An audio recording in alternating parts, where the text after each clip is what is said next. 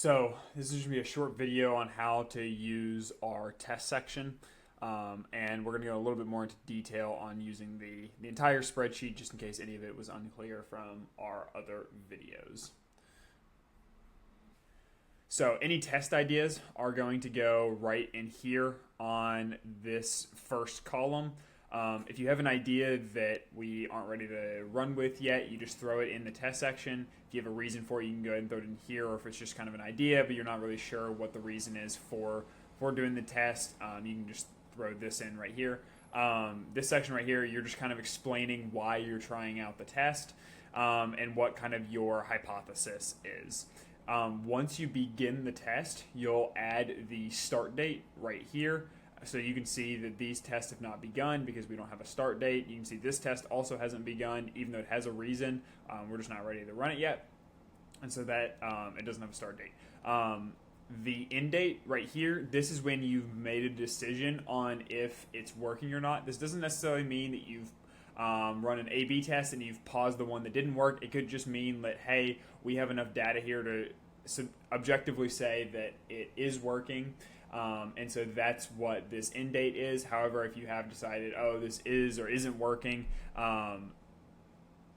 and you've decided to make a change based on that, you can also note that in the result column right here. And the result column, you're just kind of explaining what happened, what the results were that you saw, and yeah, so those are how you use these 5 columns. The color coding, blue is for any tests that are currently active or haven't been run yet, as you can see right here.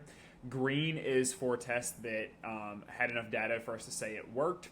Red means that it did not work and the data clearly showed that it was not a good experiment. And then white is when the campaigns or the test didn't have enough data for us to decide whether it worked or not, or we made too many changes for us to make an assumption of if it worked or not. So, for example, this is an example right here of us making too many changes over the duration of the experiment for us to know if this test actually did anything. So we mark it in white so we know that we can come back to it. I also sometimes highlight things in yellow if it's a very important test that I would like to run next, just so that way it draws my attention to it, and when I'm ready to run another test in the account, I go and do that one first.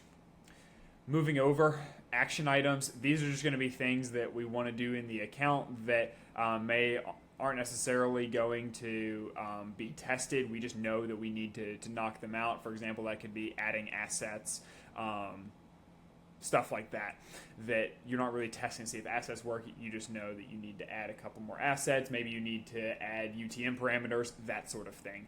Freelancer notes and my notes go here. We don't ever change these. These are things that you were able to reference whenever managing the account. I'll also be making Loom videos on each of the accounts for you to review, so that way you can be caught up to speed. And then your notes can go here. This is really just for you to leave notes for yourself and on any updates that are kind of going on in the account. If you do actually have updates on the account that you would like me to see, make sure you message them to me in ClickUp. I don't always check this notes section. This is more for yourself, just as a place to make sure that you're storing any information that may be useful to you in the future. The target CPA section, all of this I've kind of gone over in other videos, but just to revisit it real quickly, this is kind of what our goal is for the account. If we're hitting this, we're doing a good job. If we're not, then we need to make changes in order to do that. Monthly budget is more the big thing to pay attention to. Make sure that we're always on target to hit this pretty consistently within 5% or so. If you are thinking about making budget changes to any of the campaigns in order to make sure that we're hitting this, make sure that you're taking it from the appropriate campaigns. If a campaign's doing really well and another campaign's doing really poorly, you should probably take the budget away from the campaign that's doing poorly, rather than splitting the decrease of budget between both campaigns. Obviously, that doesn't make as much sense. And then obviously you just check off these checks as you do them throughout the week. If you are unsure of how to do a check, sometimes I add random checks down here. Just message me, I'll explain it to you, or I'll do it myself.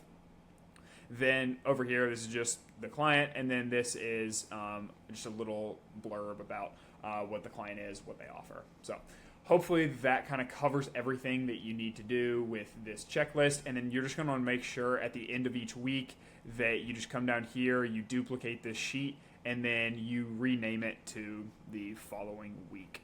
And then just make sure when you duplicate it, it will duplicate it to the right like this. So just make sure you drag and drop it over, and then we would rename this to 8/12 8/19. So that's pretty straightforward as well.